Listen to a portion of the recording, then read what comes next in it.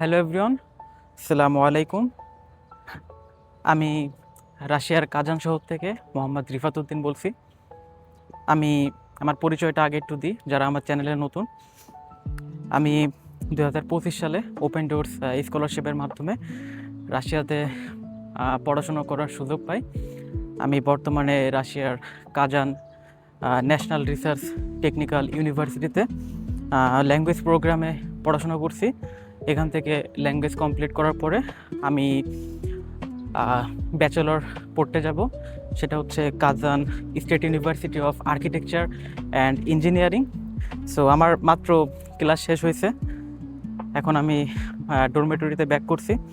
So গত ভিডিওতে আমার আসলে সেইভাবে গুছায়ে ইনফরমেশন বলা হয়নি, একটা ওভারঅল একটা ধারণা দেওয়ার চেষ্টা করছি। সো আমি এই ভিডিওতে চেষ্টা করব যে ডকুমেন্ট রিলেটেড যে টপিকগুলো আছে সেইগুলো প্রপারলি একটা গাইডেন্স তৈরি করা।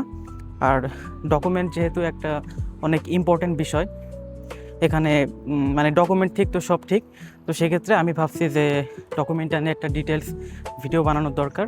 বাট প্রবলেম হয়েছে যে একটা ভিডিওতে সব কিছু বলতে গেলে ভিডিওটা অনেক বড় হয়ে যায়।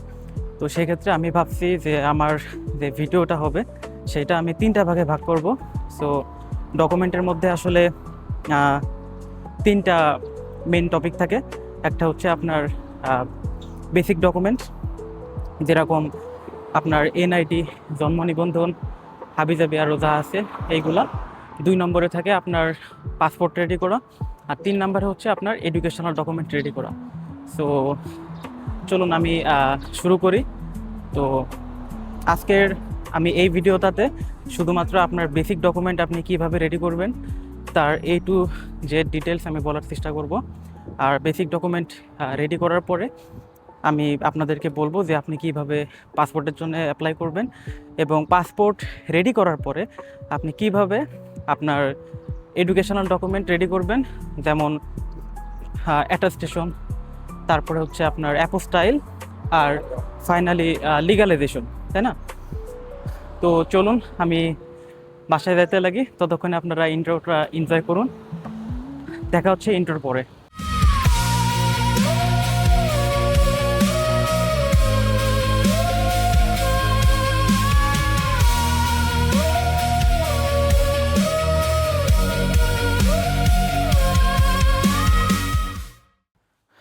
Mic check, hello 1 2 3 4 5, mic check, ওকে।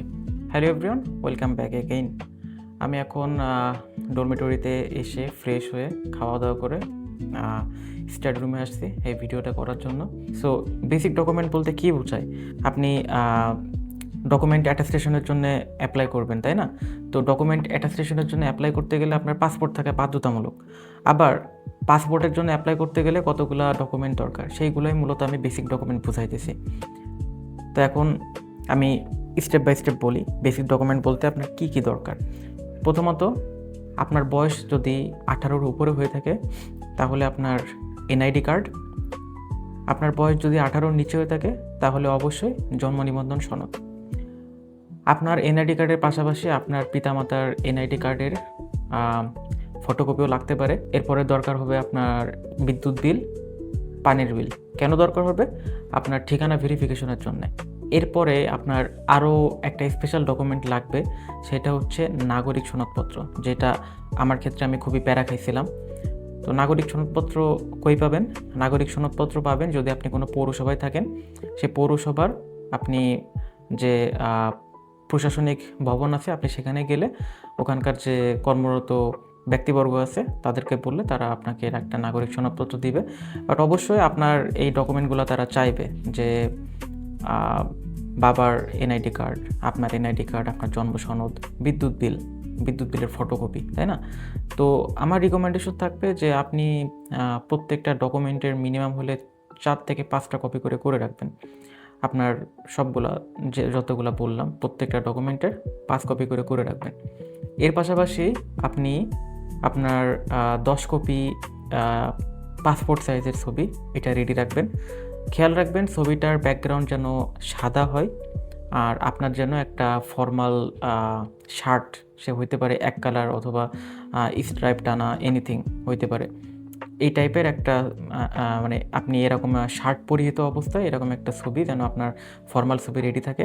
আর ওই ছবিটা যেন গত 6 মাসের মধ্যে তোলা হয়, এরকম একটা যেন চেহারার সাথে আর কি যেন ম্যাচ থাকে। তো নাগরিক সনদপত্র আপনি পৌরসভা থেকে এভাবে কালেক্ট করবেন। তো এরকম একটা প্রবলেম হইতে পারে যে আপনি হয়তোবা যেখানে থাকেন সেখানে আপনার পৌরসভার মধ্যে পড়ে না আপনার এলাকাটা। তো আপনি আপনার নিকটস্থ যে ওয়ার্ড কাউন্সিলরের অফিস আছে আপনি সেখানে যাবেন, গিয়ে বলবেন যে আমার নাগরিক সনদপত্র লাগবে। তারা আপনাকে একটা নাগরিক সনদপত্র দিয়ে দেবে বা প্রসেসটা সেম। আপনাকে অবশ্যই যে বেসিক ডকুমেন্টগুলো বললাম এইগুলো তারা চাইতে পারে, অ্যান্ড এটা দিয়ে দেবে। এটা আসলে তেমন কিছু না, মনে হয় 10 টাকা অথবা 20 টাকা নেয়। এটা হচ্ছে আপনার ওদের আর কি সার্ভিস চার্জ, ভালো। তো নাগরিক সনদপত্র পাওয়ার পরে আপনার কাজ হবে যে আপনি যে বিদ্যুৎ বিল, পানির বিল, আপনার পিতামাতার এনআইডি কার্ডের ফটোকপি, আপনার ছবি, আপনার এনআইডি কার্ডের ফটোকপি, আপনার যতগুলো ডকুমেন্ট আছে প্রত্যেকটা ডকুমেন্টের ফটোকপি আপনি কোনো একটা নির্দিষ্ট বিসিএস ক্যাডার এর কাছে যাবেন। আমি পার্সোনালি আমাদের যশোরে যে কলেজ আছে ওখানকার যে শিক্ষক, সেই শিক্ষকের কাছে আমরা গেছিলাম। যাওয়ার পরে স্যারকে বলছিলাম যে স্যার সত্যায়িত করে দেন, উনি বিসিএস ক্যাডার। তো উনি সত্যায়িত করে দিয়েছিল, জাস্ট সিল মেরে আর কি সিগনেচার করে দেবে, এছাড়া আর কিছুই না। আর উনি যে তখন আপনার প্রমাণ দেখতে চাইবে যে আপনার প্রমাণ কি, তো এনআইডি কার্ডটা দেখাই দেবেন, ব্যাস ডান, তিনি আপনাকে কাগজপত্র সত্যায়িত করে দেবে।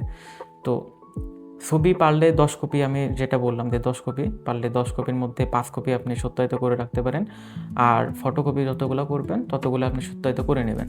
বাই দ্য ওয়ে, খুব একটা ইম্পর্ট্যান্ট টপিক যেটা আমি বলতে ভুলে গেছি, সেটা আসলে সব কিছুর আগেই করা দরকার। সেটা হচ্ছে যে আপনার জন্ম নিবন্ধনের সাথে এনআইডি কার্ডের নাম হুবহু মিল আছে কি না, আপনার বাবার যে এনআইডি কার্ড অথবা মায়ের যে এনআইডি কার্ড, সেই এনআইডি কার্ডের সাথে বিদ্যুৎ বিলের ওইগুলো ঠিক আছে কিনা। আরেকটা টপিক আমি ভুলে গেছি বলতে, সেটা হচ্ছে যে ট্যাক্স টোকেন লাগে। নাগরিক সনদপত্র নিতে গেলে ট্যাক্স টোকেন লাগে। এই ট্যাক্স টোকেনটা হইতেছে যে আপনি যদি নিজেদের বাসায় থাকেন তাহলে আপনার বাবা আপনাদের বাসার যে জমির যে কর, ভূমি কর যেটারে বলে, তো এইটা যে আপনি ঠিকমতো দিছেন কিনা অথবা আপনার বাবা ঠিকমতো দিছে কিনা, এইটার একটা প্রমাণ হইতেছে ট্যাক্স টোকেন। এই ট্যাক্স টোকেনটার ফটোকপি, অরিজিনাল কপি দুইটাই লাগে, এটা পৌরসভাতে চেক করে। আর আপনি যদি ভাড়া বাসায় থাকেন তাহলে অবশ্যই আপনি বাড়িওয়ালার কাছে বলবেন যে আঙ্কেল আমাদের হচ্ছে নাগরিক সনদপত্র লাগবে, তো আমার ট্যাক্স টোকেনের একটা ফটোকপি দরকার অথবা মেন কপি দরকার।